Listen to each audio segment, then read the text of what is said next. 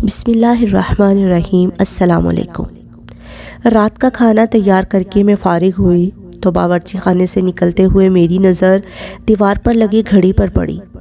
If, اتنی دیر ہو گئی۔ میں نے جلدی سے سامنے صوفے پر پڑی چادر اٹھا کر اوڑھی اور گھر کی چابی پرس میں ڈال کر گھر سے نکل گئی۔ راستے میں ہی مغرب کی اذان شروع ہو چکی تھی۔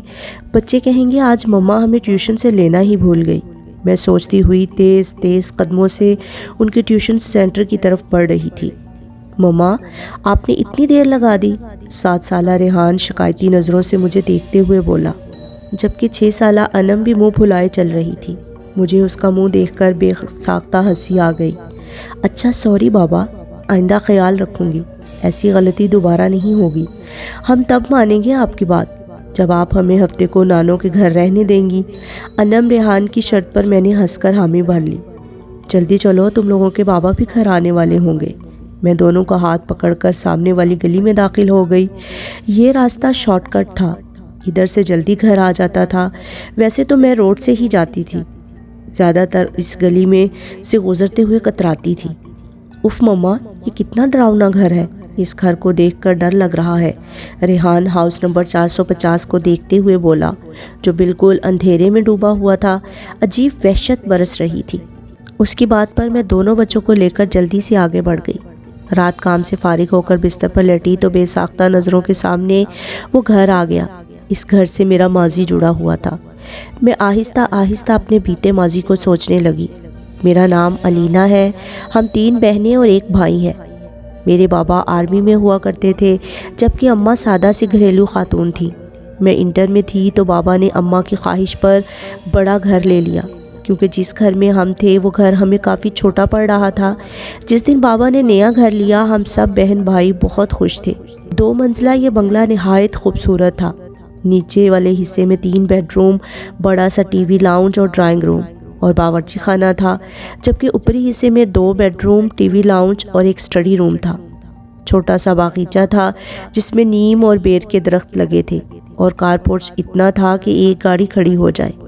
میری بڑی بہن مہرین جو مجھ سے 2 سال بڑی تھی، اور پھر اس سے چھوٹی ثنا جو 1 سال بڑی تھی، پھر میں تھی اور سب سے چھوٹا ہمارا بھائی جو اس وقت 7ویں جماعت میں تھا۔ ہم تینوں بہنوں نے اوپر والے بیڈ روم لیے، جبکہ نیچے حارث اماں بابا کے ساتھ رہتا تھا۔ ہم تینوں بہنیں چونکہ کافی ڈرپوک ہیں تو ہم ایک ساتھ ایک بیڈ روم میں سوتی تھیں۔ جس دن ہم شفٹ ہوئے اس دن کافی تھکن ہو گئی تھی۔ رات گئے تک سامان وغیرہ سمیٹ کر فارغ ہوئے۔ باقی کا کام آپ کل کر لینا، اب جاؤ تم لوگ بھی سو جاؤ۔ کھانے سے فارغ ہوئے تو امی بولی تو ہم تینوں بہنیں اوپر آ کر لیٹ گئیں۔ تھکن اس قدر تھی کہ لیٹتے ہی نیند آ گئی۔ ابھی سوئے زیادہ دیر نہیں ہوئی تھی کہ مجھے نیند میں ایسے لگا کہ کوئی باہر دروازہ بجا رہا ہے۔ میں نے اٹھ کر دروازہ کھولا تو سامنے کالی بلی کھڑے مجھے گھور رہی تھی۔ اس کو دیکھ کر میری بے ساختہ چیخ نکل گئی۔ میری چیخ پر میری بہنیں گھبرا کر اٹھ گئیں۔ کیا ہو گیا، سب خیر تو ہے؟ مہرین نے میرے پاس آ کر پوچھا۔ تم بلی سے ڈر گئی؟ اس نے حیرت سے بلی کو دیکھتے ہوئے کہا، اور میں شرمندہ ہو کر واپس بستر پر آ کر لیٹ گئی۔ ہفتے کی رات ہم تینوں بہنیں رات گئے تک جاگ کر باتیں کرتی رہیں۔ یہی کوئی رات کے 2 بجے ہوں گے۔ ہمیں ایسے لگا باہر ٹی وی لاؤنج سے باتوں کی آواز آ رہی ہے۔ اس وقت کون ہو سکتا ہے؟ ہم بولتے ہوئے کمرے کا دروازہ کھول کر جیسے ہی باہر آئے تو ایسا معلوم ہوا جیسے یہ باتوں کی آواز باورچی خانے سے آ رہی تھی۔ باورچی خانے میں ہم نے جھانکا تو وہ کالی بلی سامنے کاؤنٹر پر بیٹھی نظر آئی۔ ہمیں دیکھ کر اس نے چھلانگ لگائی اور سامنے کمرے میں گھس گئی۔ ہم ابھی بھی سمجھ نہیں پائے تھے کہ یہ ہوا کیا۔ پھر ہماری نظر سامنے جلتے چولہے پر پڑی۔ ایسی خوشبو آ رہی تھی جیسے کچھ پک رہا تھا۔ مہرین نے آگے بڑھ کر چولہا بند کر دیا۔ ہم تینوں ہی گھبرا سے گئے تھے۔ اس بات کا ذکر ہم نے اگلے دن امی سے کیا، جس پر وہ الٹا ہمیں ڈانٹنے لگی کہ جلدی سویا کرو۔ اتوار خالہ اپنی فیملی کے ساتھ ہم سے ملنے آ گئی تھی۔ رات دیر تک وہ اپنے گھر گئی تو نیچے ٹی وی لاؤنج میں رکھے تخت پر بیٹھے ہم تینوں بہنیں اور امی باتیں کر رہے تھے، جبکہ ابو اور حارث سونے جا چکے تھے کہ امی کی نظر لاؤنج سے جاتی سیڑھیوں پر پڑی۔ ارے علینا بیٹا، اوپر دیکھو، کوئی بچہ رہ گیا۔ خالہ کے چھوٹے چھوٹے بچے تھے، کافی شرارتی سے۔ امی کو لگا کہ کوئی بچہ اوپر نہ رہ گیا ہو۔ امی کی بات پر ہماری نظر بھی اوپر کی جانب جاتی سیڑھیوں پر اٹھی تو دیوار پر چھوٹے بچے کا سایہ نظر آیا۔ میں اٹھ کر اوپر جا کر دیکھنے لگی مگر وہاں کوئی بھی نہیں تھا، جس پر میں خوفزدہ ہو کر تیزی سے نیچے آ گئی۔ جب میں نے امی کو بتایا کہ اوپر تو کوئی بھی نہیں تو امی بھی چپ سی ہو گئیں۔ ہم سب بھی حیران تھے کہ جب اوپر بچہ نہیں تھا تو وہ سایہ کس کا تھا۔ کچھ دنوں بعد بات آئی گئی ہو گئی۔ ہم سب گھر والوں کو کزن کی شادی میں اسلام آباد جانا تھا۔ 2 ہفتوں بعد ہم واپس جب گھر آئے تو بڑی عجیب حیرت ہوئی۔ پورا گھر شیشے کی مانند چمک رہا تھا، ایسے لگ رہا تھا کہ روز گھر کی صفائی ہوتی رہی ہو۔ ہمیں یہ سب دیکھ کر بڑی حیرانی ہوئی تھی، بلکہ حارث بولا ایسا لگتا ہے روز کام والی آ کر کام کر کے جاتی تھی۔